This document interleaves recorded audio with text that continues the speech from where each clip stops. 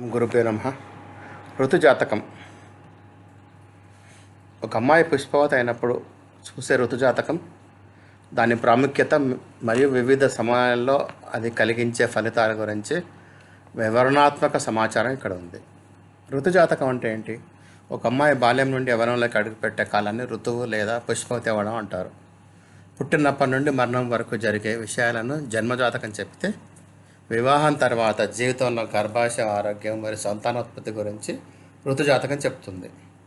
సమయ ప్రభావాలు మరియు ఫలితాలు. అమ్మాయి ఏ సమయంలో పుష్పవతి అయిందనే దానిపై ఆమె భవిష్యత్తు ఆధారపడి ఉంటుంది.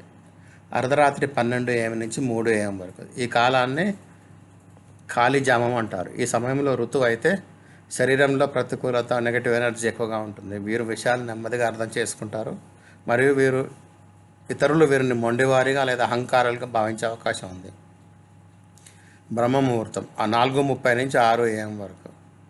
ఇది మంచి సమయమే అయినప్పటికీ ఈ సమయంలో కొన్ని నిర్దిష్ట నిమిషాలు, అంటే ఉదాహరణకు 4:45 నుంచి 5:15 మధ్యన పుష్పవతి అయితే వారు భవిష్యత్తులో ప్రాపంచిక సుఖాల కంటే ఆధ్యాత్మికం లేదా సన్యాస జీవితం వైపు మొగ్గు చూపే అవకాశం ఉంది. మధ్యాహ్నం 11:30 నుంచి 12:30 వరకు ఈ కాలాన్ని ఉచ్చ సమయం అంటారు. ఈ సమయంలో ఋతువు అయితే భవిష్యత్తులో వంశాభివృద్ధికి సంబంధించిన సమస్యలు తలెత్తే అవకాశం ఉంది. అంతేకాకుండా వీరిలో నిరంతరం ఒక అంతర్మదనము లేదా ఒక విధమైన రెండవ మనస్సు, అంటే ఇన్నర్ వాయిస్ పనిచేస్తూ ఉంటుంది. ఉదయం 8 నుంచి 10 వరకు. ఈ సమయంలో పుష్పవతి అయ్యేవారు సమాజంలో మంచి విజయాలు సాధిస్తారు, కానీ వారిలో అధికారం చెలాయించే గుణం ఎక్కువగా ఉంటుంది. తల్లి పాత్ర నిషేధాలు. అమ్మాయి పుష్పవతి అయినప్పుడు తల్లి మొదట చూడకూడదు. పుష్పవతి కావడానికి కారక గ్రహం శుక్రుడు, కానీ తల్లికి కారకుడు చంద్రుడు. జ్యోతిష్య రీత్యా వీరు శత్రుగ్రహాలు.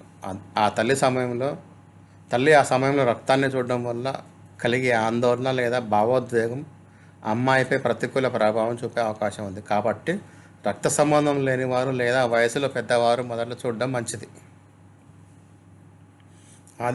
ఆదివారానికి అధిపతి సూర్యుడు.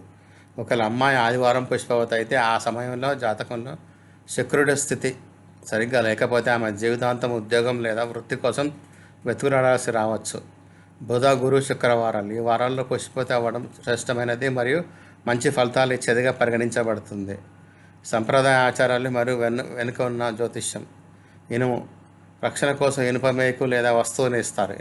ఇనుము శని గ్రహానికి సంబంధించింది. ఇది దుష్ట శక్తుల నుండి రక్షణ ఇవ్వడమే కాకుండా మనోధైర్యాన్ని ఇస్తుంది. ఆహారం 1 నెల పాటు నువ్వుల నూనె శని కారకత్వం మరియు మినపపిండి అంటే రాహుకారకత్వం ఇస్తారు. ఇవి శరీరానికి, ముఖ్యంగా నడుముకు, ఎముకలకు బలాన్ని ఇవ్వడంతో పాటు అమ్మాయి చుట్టూ ఉన్న ఆహారాన్ని శుద్ధి చేస్తాయి. వేపాకులు అమ్మాయికి దగ్గర రాకుండా ఇంటి వెలుపలనే వేపాకులను కడతారు. వివాహం మరియు సంతానంపై ప్రభావం. పెళ్లి తర్వాత శాంతి ముహూర్తం నిర్ణయించేప్పుడు ఋతుజాతకాన్ని ఖచ్చితంగా చూస్తారు.